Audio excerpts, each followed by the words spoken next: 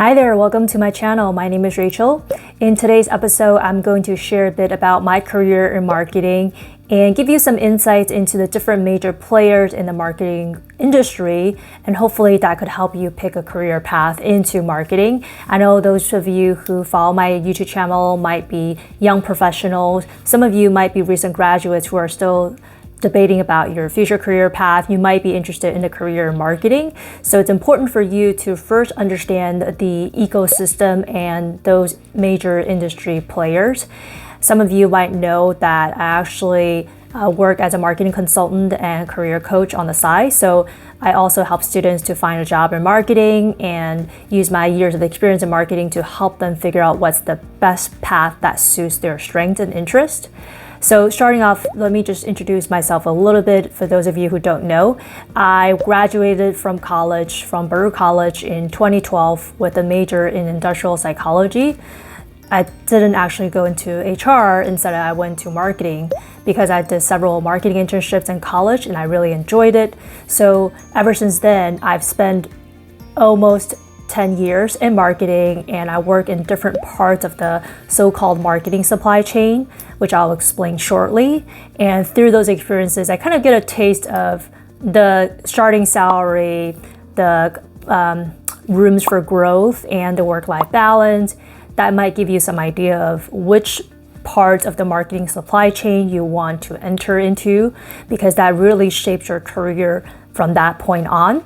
And there are some parts between marketing subfields that is easy for you to transition, but there are parts that are harder for you to navigate and transition and switch your jobs later on if you actually kind of pigeonhole yourself too early on in your career. So I'm going to share some insights. If you like this video, please like this video, subscribe to my channel, and leave some comments, questions, or suggestions in the comment section below. Thanks for your support and interest.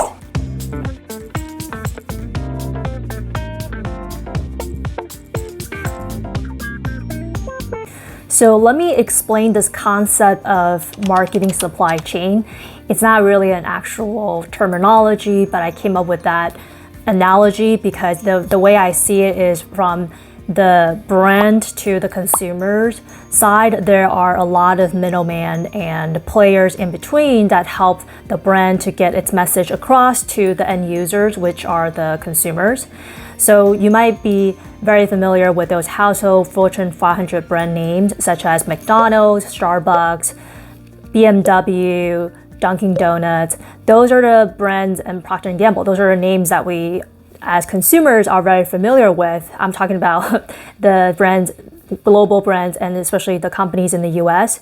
And they do a lot of marketing activities, campaigns, activations, commercials to build their brand equity and awareness, and later on sales. So for the brands to get their message across to the consumers, which are us, they have to go through a lot of processes and activations in the marketing supply chain. So first of all, they're going to work with agencies.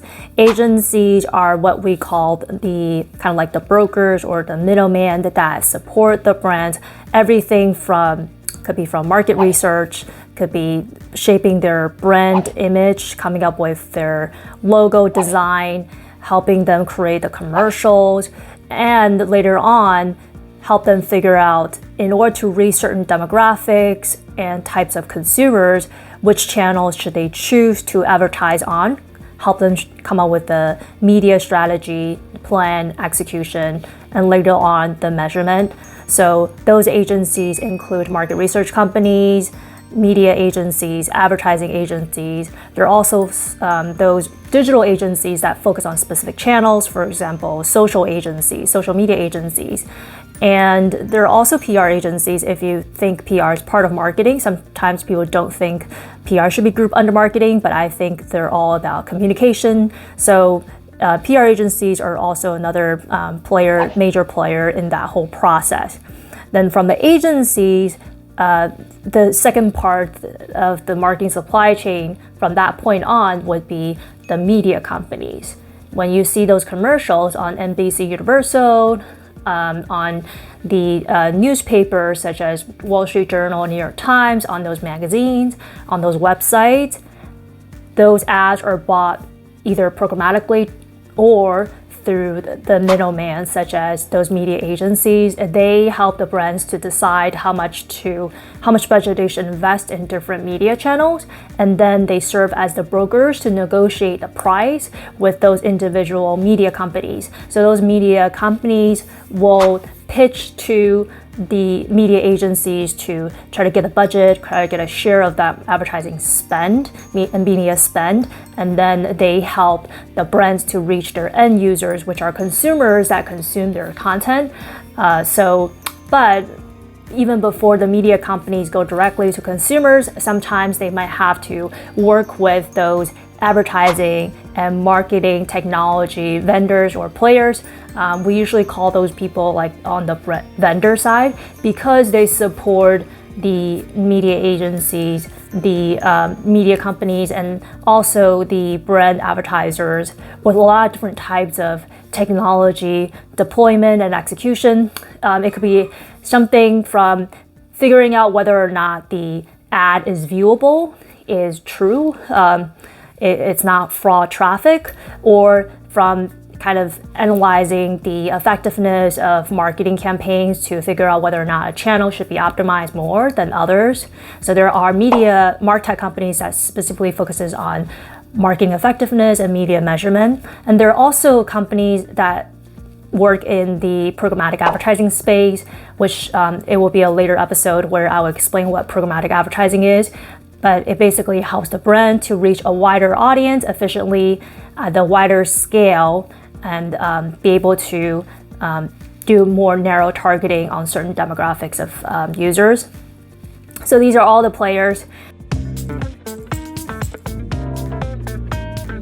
And now it comes to where should you start and the starting salary. So in my own experience, because my school at the time wasn't a target school for a lot of those CPG brands to consumer packaged goods companies or the brand advertisers to come on campus to recruit. So my option at the time was to get into media agency.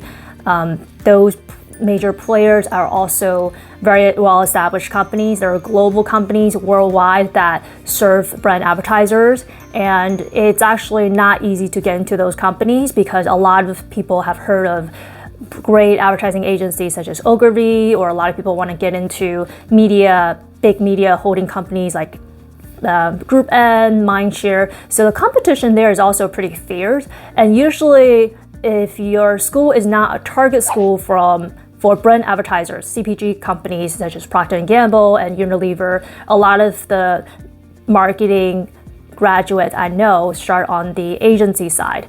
And at the time, about 9 years ago, my starting salary at the time was $35K to be a digital analyst at a major media agency. And that was my starting salary at the time. I know that even nowadays, if you go into a media agency, the salary would be around $40K to maximum $60K, depending on the role, because even within those media companies, media agencies, there are different types of functions. So it also depends on what type of role you get into and your years of experience, but that's generally the starting salary.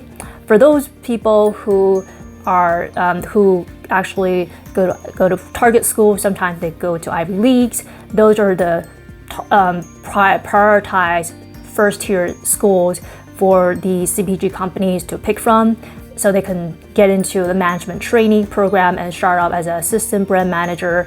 Those people can easily get like $70K, even up to like $100K salary. It again depends on the years of experience. Some people might decide after years of working on the agency side or on the media company side, they want to become a brand manager for a CPG company. And that's when they take the GMAT and apply to get into a full-time MBA program.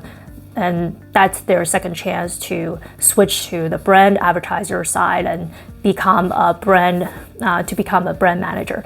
It's also possible for a media agency, for an advertising agency professional to switch to the brand side, because they work very closely with the advertisers. They understand their mentality, their mindsets behind creating those ads. So it's easier for people who work on the creative agency side to switch to the brand side and become like a brand manager than it is for a media agency professional who helps the brand advertiser with media plan and then switch over again to become a brand manager. It's much harder that way because I'll talk about it in the future episode. This is all due to the job functions and the knowledge and the skill that you gain from whatever role you pick at the end.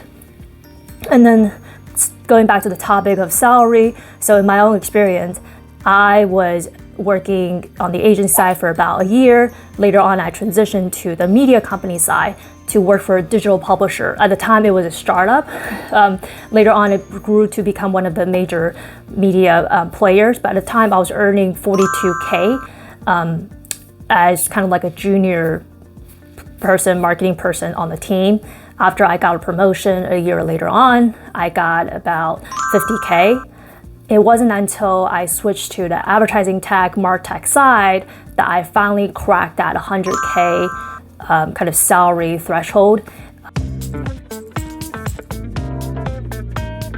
It's more rare to find entry-level jobs on the advertising tech, MarTech side because usually they prefer people who come with some media agency or media company background because the whole advertising marketing ecosystem, if you do some research, is actually pretty vast and very complex.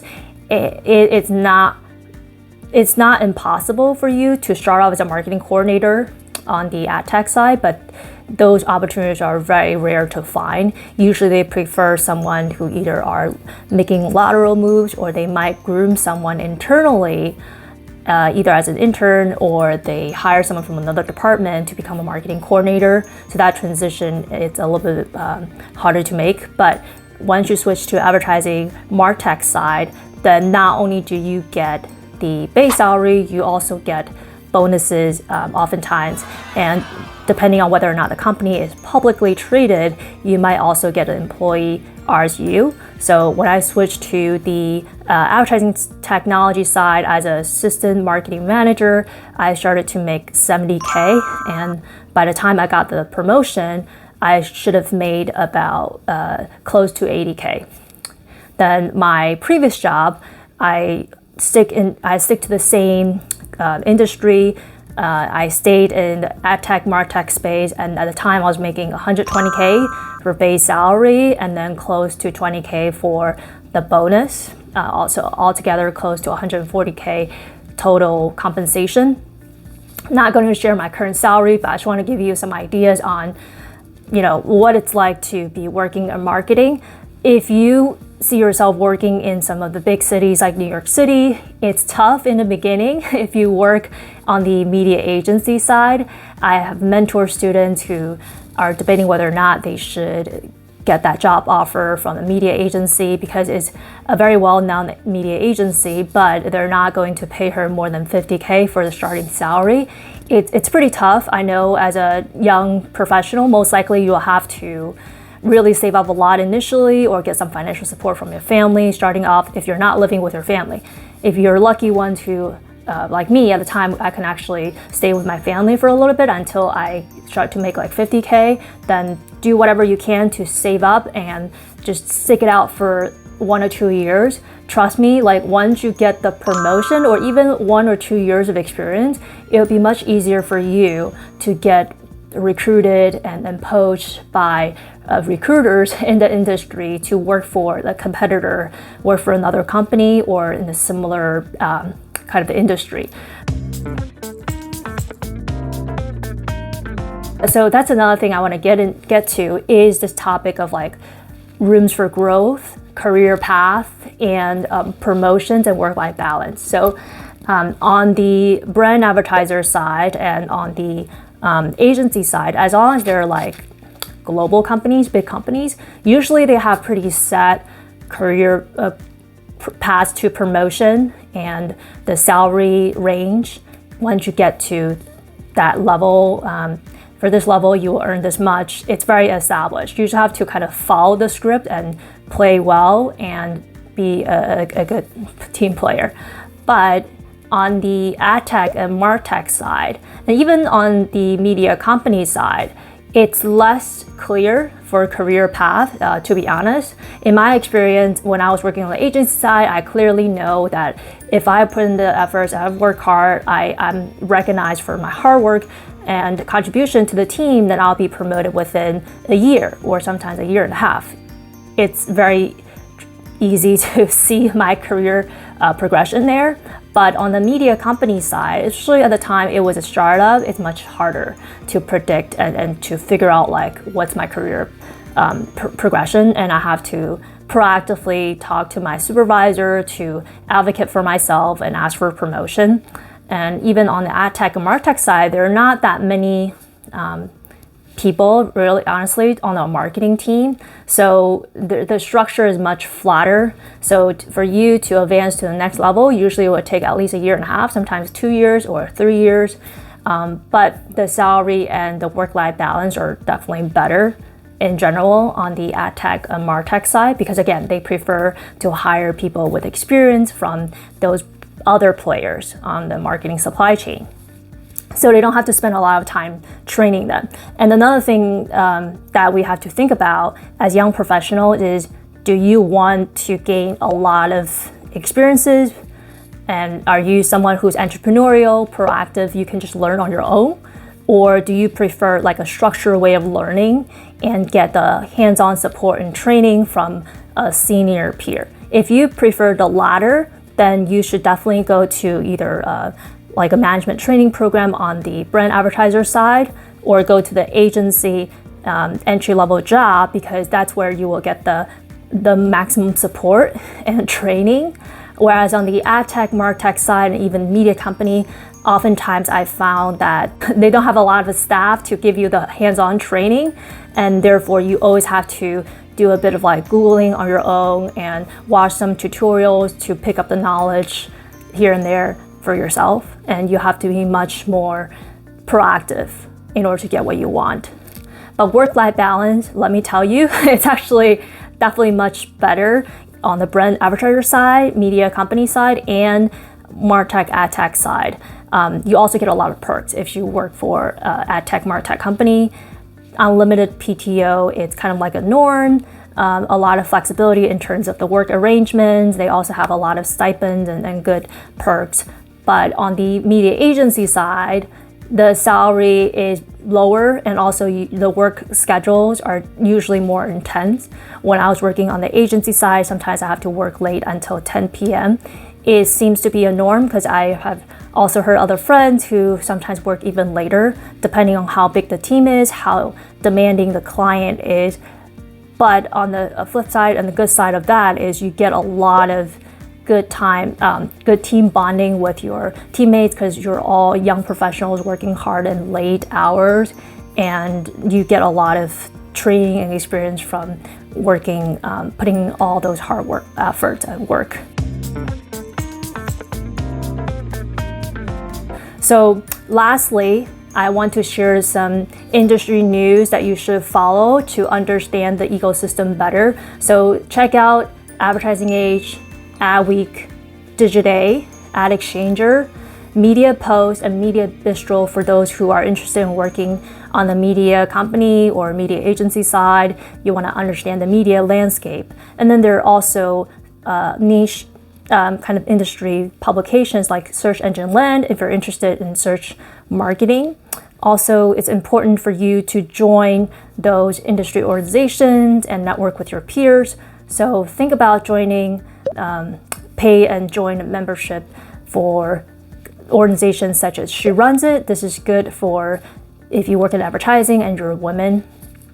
If you're a female professional, She Runs It is a great organization. There's also Advertising Research Foundation for people who work in advertising and market research. And personally, I founded an organization called TechStart. It's for people who work in not just marketing, but also technology fields who want to do some networking. I know Digital Marketing Think Tank, which is a nonprofit founded by my friend. It's also a great organization for Chinese professionals to network amongst themselves, to learn more about digital marketing trends. And hopefully this will inspire you to consider a career in marketing. And last thing I just want to say is, even though marketing seems glamorous on the outside, like now you know that the salary isn't, at least initially, isn't as competitive as many other jobs and functions and industries, but it's a very rewarding career because a lot of the skill set and the knowledge and the network that you gain from this profession can be easily transferable to other fields. And even when you want to start your own business, you definitely need some marketing skill set and knowledge. And also you get to meet and work with a lot of interesting, passionate, creative people. I wouldn't choose marketing just because of the salary, because it's really not, starting salary is not as great as other job functions. But in the long run, I would say marketers are the late bloomers who, the longer they stay in the industry, the more they can reap the rewards. So hopefully you like this video, and please feel free to leave some comments, questions, or suggestions below, and check out my next video about which job function you should pick within marketing. I'll see you next time. Bye.